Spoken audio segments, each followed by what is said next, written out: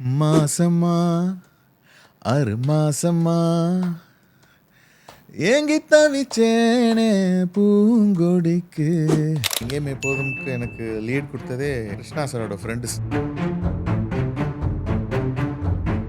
சின்மை அவங்கலாம் பாடிருக்காங்க இல்லையா. ஸோ ஒரு பர்சனல் ப்ராப்ளம் இருக்கலாம், இல்லாமல் இருக்கலாம். ஸோ அதுக்காக வந்துட்டு ஒருத்தங்களை பேன் பண்ணுறது, is it right or wrong? As a பர்சனாக சொல்கிறேன், எப்போவுமே ஒரே மாதிரி இருக்கிறதுன்னு இருக்குல்ல, அதை நம்ம சில பேர் தான் பார்க்க முடியும். சின்மை வந்து ரொம்ப தெரியும், வெரி டேலண்டட்.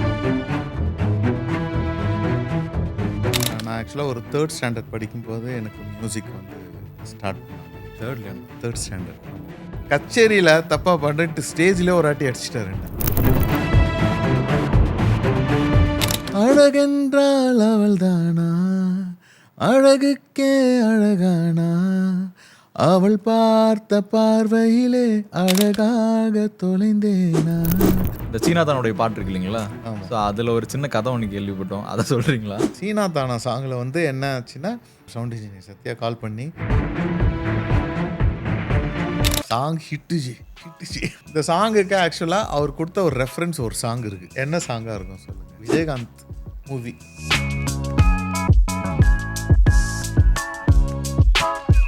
ஆக்சுவலாக கலகலப்பு ஃபஸ்ட் பார்ட் வந்து என்னை வந்து அப்ரோச் பண்ண கேட்டார்.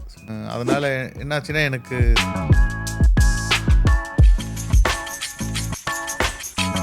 நான் ஏற்கனவே ஒரு 2 சாங்குக்கு ட்ரை பண்ணி அது கொஞ்சம் முடியாமல் போயிடுச்சு. நான் ஃபைனலாக இந்த அரண்மனை 3 பண்ணும்போது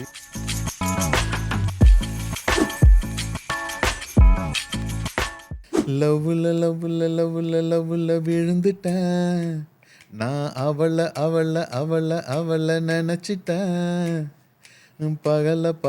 பகல இரவை தொலைச்சிட்டேன். கார்த்திக் நேதா வந்து எழுதிருச்சார். அப்புறம் பார்த்தா கலரே மாறிடுச்சு. அவர் எடுத்தோன்னே தாமிரபரணியில் நீந்தி வந்த என் ஆளும் பூவிலையே. அப்புறம் வேற ஒரு கலர் அப்படியே சூப்பராக வந்துச்சு.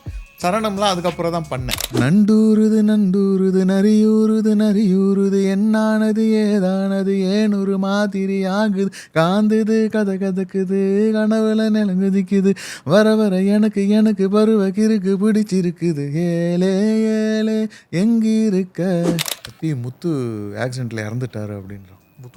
முத்துன்றவர் நான் சொன்னல. பார்த்திபன் சாருடைய ப்ராஜெக்டாகவும் ரொம்ப பேசப்பட்ட படங்களாக பண்ணியிருக்கீங்க. பார்த்திபன் சார் வந்து புதுமை, டிஃப்ரெண்ட்டு. ஆமாம், வச்சா கூட புதுமையாக என்ன வைக்கணும்.